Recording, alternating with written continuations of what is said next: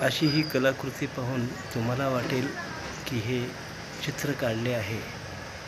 होय, हे चित्रच काढले आहे, परंतु हे फुलझाडांची कुंडी सुशोभित करण्यासाठी काढली आहे.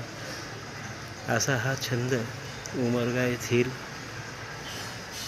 उपक्रमशील शिक्षिका सरिता उपासे यांनी जोपासला आहे. त्यांच्या घरातील बागेत फुलझाडांची कुंडी अशा पद्धतीने सुशोभित करण्यात आलेले आहेत. या कलाकृती आपणास